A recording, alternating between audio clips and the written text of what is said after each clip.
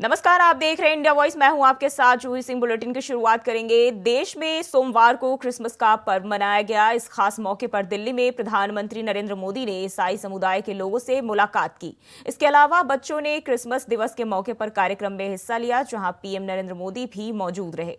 जहां पीएम मोदी ने कहा कि ईसाई समुदाय ने समाज को दिशा देने में अहम भूमिका निभाई। जीसस ने एक बेहतर समाज की स्थापना की। क्रिसमस पर गिफ्ट्स उपहार देने की परंपरा है। मुझे भी बहुत ही पवित्र तोहफा मिला अभी और इसलिए इस अवसर पर हम ये विचार करें कि कैसे हम आने वाली पीढ़ियों को एक बेटर प्लेनेट का उपहार दे सकते हैं। सस्टेनेबिलिटी आज के समय की जरूरत है। लिविंग ए सस्टेनेबल लाइफस्टाइल, ये मिशन लाइफ का सेंट्रल मैसेज है। एक ऐसा इंटरनेशनल मूवमेंट है जिसका नेतृत्व भारत कर रहा है। प्रो प्लैनेट लाइफस्टाइल अपनाने के लिए प्रेरित करता है। और बी संपत जी ने जो छोटी किताब में ग्रीन कलर लाने के लिए कहा है ना, उसका यही भी एक रास्ता है। और उदाहरण के लिए रीयूजिंग और रिसाइकलिंग, बायोडिग्रेडेबल मटेरियल्स का इस्तेमाल, मिलेट्स श्री अन्न को अपनाना, मिनिमल कार्बन फुटप्रिंट वाले उत्पादों को खरीदना, ऐसी कई चीजों को हम अपनी डेली लाइफ का हिस्सा बना सकते हैं और बड़ा बदलाव ला सकते हैं। और मैं मानता हूं क्रिश्चियन कम्युनिटी जो इतनी सोशली कॉन्शियस होती है, वो इस मिशन में प्रमुख भूमिका निभा सकती है, नेतृत्व कर सकती है। साथियों, समाज जीवन की अलग अलग धाराओं में हम ऐसे कई समान मूल्य दिखते हैं जो हम सबको एकजुट करते हैं। उदाहरण के लिए पवित्र बाइबल में कहा गया है कि ईश्वर ने हमें जो भी उपहार दिया है, जो भी सामर्थ्य दिया है, उसका उपयोग हम दूसरों की सेवा के लिए करें। और यही तो सेवा परमो धर्म है। द होली बाइबल में सत्य को बहुत महत्व दिया गया है और कहा गया है कि सत्य ही हमें मुक्ति का मार्ग दिखाएगा। और संयोग देखिए, सभी पवित्र उपनिषदों ने भी अल्टीमेट ट्रूथ को जानने पर फोकस किया है ताकि हम स्वयं को मुक्त कर सकें। हम अपने साझा मूल्यों और हमारी साझी विरासत पर फोकस करके एक साथ आगे बढ़ सकते हैं। 21वीं सदी के आधुनिक भारत के लिए ये सहयोग, ये सामंजस्य, सबका प्रयास की ये भावना भारत को नई ऊंचाई पर ले जाएगी। साथियों, द होली पोप ने अपने एक क्रिसमस एड्रेस में ईसा मसीह से प्रार्थना की थी कि जो लोग गरीबी खत्म करने में जुटे हैं, उन्हें उनका आशीर्वाद मिले। वो मानते हैं कि गरीबी व्यक्ति की गरिमा को चोट पहुंचाती है। द होली पोप के इन शब्दों में उसी भावना की झलक है जो विकास के लिए हमारे मंत्र में है। हमारा मंत्र है सबका साथ, सबका विश्वास, सबका विकास, सबका प्रयास। सरकार के तौर पर हम ये सुनिश्चित कर रहे हैं कि विकास का फायदा हर किसी तक पहुंचे और कोई इससे अछूता न रहे। ईसाई समुदाय के कई लोगों तक, विशेषकर गरीबों और वंचितों तक भी आज देश में हो रहे विकास का लाभ पहुंच रहा है। मुझे याद है जब हमने फिशरीज के लिए अलग मंत्रालय का गठन किया, और रुकते हैं एक छोटे से ब्रेक के लिए, फौरन हाजिर होते हैं।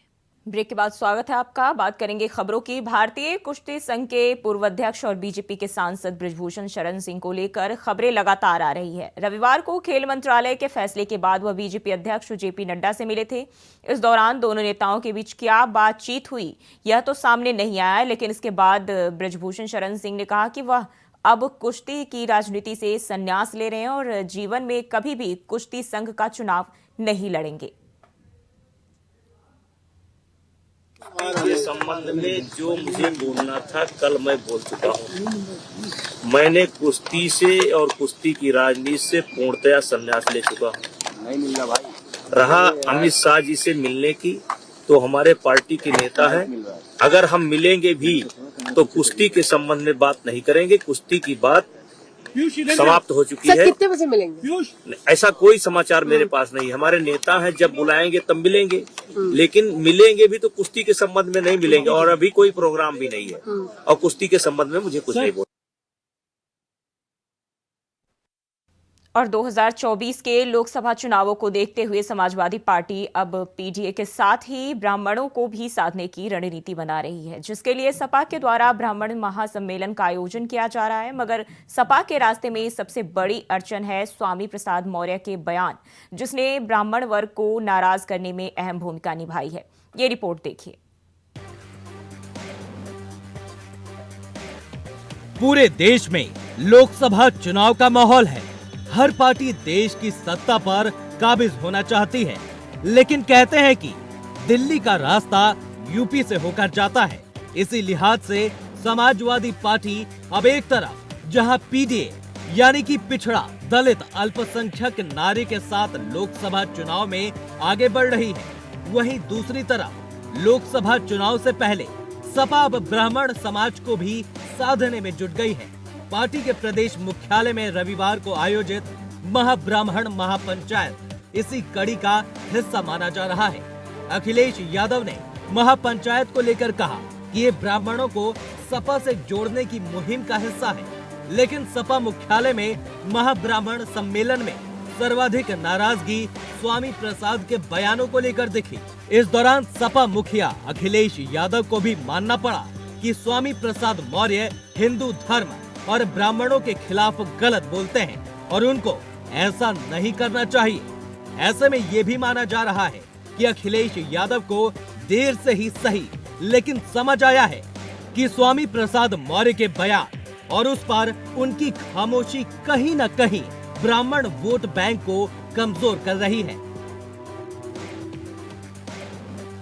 सपा नेता स्वामी प्रसाद मौर्य ने लगातार ब्राह्मणों और हिंदू समाज के खिलाफ बयान दिए हैं। हिंदू देवी देवताओं और धार्मिक ग्रंथों को निशाना बनाकर स्वामी प्रसाद मौर्य ने एक अलग ही माहौल बनाने का प्रयास किया। ऐसा माना गया कि इससे सपा दलित समाज को जोड़ने में कामयाब हो जाएगी। बद्रीनाथ धाम हो या रामचरितमानस विवाद हो या फिर राम मंदिर पर दिया गया बयान, स्वामी प्रसाद मौर्य के बयानों ने हिंदू वर्ग को आक्रोशित किया है। इसके अलावा साधु संतों को लेकर दिए गए उनके बयान से भी आक्रोश बढ़ा है। लोगों ने कहा कि स्वामी के बयानों से सपा को लगातार नुकसान हो रहा है। पार्टी को 2022 के विधानसभा चुनाव में सबसे बड़ा नुकसान स्वामी प्रसाद के बयानों से हुआ है। वहीं दूसरी तरफ अखिलेश यादव की इस सहमति ने बीजेपी को बोलने का मौका दे दिया है। बीजेपी शुरू से ही स्वामी प्रसाद के इस तरह से बयानों को अखिलेश का समर्थन करार देती आई है। हो ना हो, एक बात तो साफ है कि स्वामी प्रसाद के बयानों का दुष्प्रभाव अखिलेश यादव को भले ही देर से समझ आया हो, लेकिन अखिलेश की नसीहत कितना असर लाती है, ये तो स्वामी प्रसाद के अगले बयान के बाद ही साफ हो पाएगा। Bureau report, India voice. बढ़ते आगे, 2024 के चुनावी रण से पहले आरोप प्रत्यारोप का दौर तेज है, जिसको लेकर झारखंड की सत्ता में भी हलचल बढ़ गई है। जब बीजेपी नेता और पूर्व सांसद जफर इस्लाम ने इंडिया गठबंधन को लठमार गठबंधन करार दे दिया और गठबंधन के सांसदों के निलंबन को उचित ठहराया है। साथ ही झारखंड में भ्रष्टाचार को हेमंत सोरेन की सरकार देने का करार दिया है। ये रिपोर्ट देखिए। अगले साल यानी 24 में दिल्ली की सत्ता के लिए जहां महारण होने वाला है, तो वहीं 24 में घोटाला प्रदेश झारखंड की सत्ता के लिए भी संग्राम होना है। ऐसे में झारखंड की आबो हवा में सियासी बारूद के ब्लास्ट जमकर हो रहे हैं।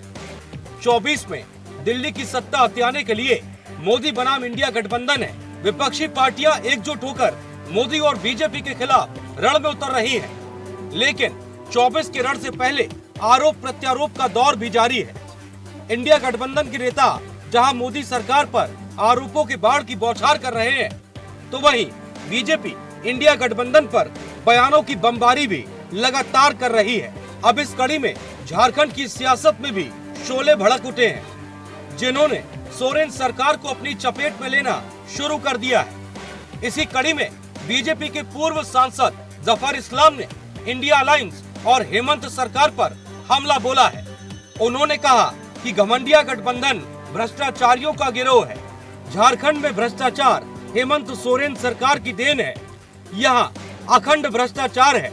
बंगाल में बुआ भतीजा, बिहार में नीतीश लालू, तमिलनाडु में स्टालिन और उनके दामाद, केरल में वामपंथी सभी लूट में शामिल हैं। इन सरकारों को जनता की भलाई से कुछ भी लेना देना नहीं है। इन्हें केवल अपने परिवार की चिंता है। देखिए, जब भी घमंडिया गठबंधन की बात आती है तो बात आज पूरे देश इस बात को कहने लगा है कि घमंडिया गठबंधन का मतलब होता है कि भ्रष्टाचारियों का ग्रोह। जैसे कहते हैं ना, एक कहावत है, चोर चोर मौसेरे भाई। उसी तरह घमंडिया गठबंधन के लोग की जो आज स्थिति है, उसी कहावत से कहीं ना कहीं मिलती जुलती है कि सब आपस में सब चोर है, लेकिन आपस में सब भाई भाई भी बनने की कोशिश करते हैं। जहां भी घमंडिया गठबंधन है वहां पर अब देखिए लूटपाट तो बिल्कुल, जो प्रदेश में लूटपाट लगा हुआ है। जहां उनकी सरकार है वहां लूट मचा के रखा हुआ है। आप जिस तरह से इस प्रदेश में हेमंत सोरेन लूट रहे हैं, उसी तरह से आप देखिए नीतीश बाबू और लालू प्रसाद बिहार को लूट रहे हैं।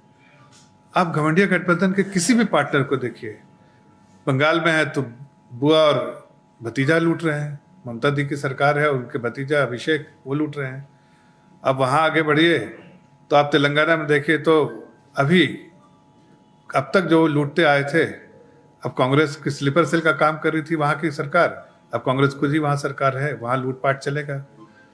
आप देखिए स्टालिन और उनके दामाद और उनके बेटा वो सारे लूटपाट में लगे हुए हैं।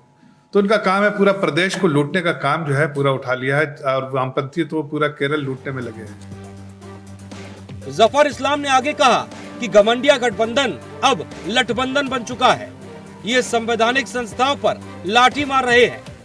कभी आदिवासी बेटी को राष्ट्रपति बनने पर अपमानित करते हैं, तो कभी गरीब जाट किसान परिवार से आए उपराष्ट्रपति का अपमान करते हैं। उन्होंने कहा कि राहुल गांधी मिमिक्री का वीडियो बनाकर संसद को लाफ्टर शो की तरह चलाना चाहते हैं।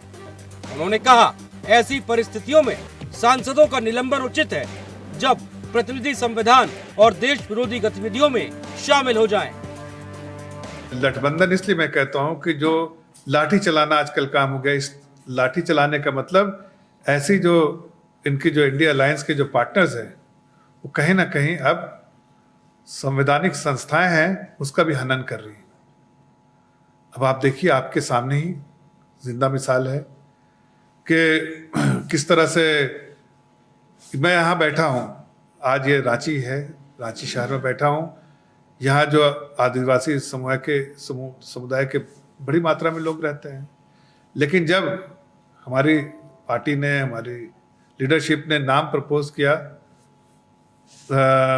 मुर्मू जी का, तो उन्होंने ये सारे गठबंधन के लोगों ने उसको राष्ट्रपत्नी करके बुलाना शुरू कर दिया, तो उनको अपमानित किया। अब देखिए, आप देखिए यहाँ पर जाट समाज, किसान समाज के एक गरीब परिवार के जो जो वाइस प्रेसिडेंट जो बने हैं धांकड़ जी, उनको अपमान करना शुरू किया।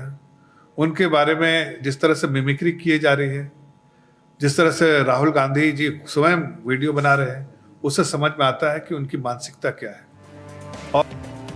बहरहाल चुनावी रण के लिए पार्टियां अपनी अपनी रणनीति बनाने में जुटी हैं, लेकिन जिस तरह गठबंधन के नेता आरोपों में घिर रहे हैं, उससे एक बात तो साफ है कि ये रण इतना आसान भी होने वाला नहीं है। Bureau report, India voice. और फिलहाल के लिए बुलेटिन में बस इतना ही। खबरों के लिए बने रहिए इंडिया वॉइस के साथ।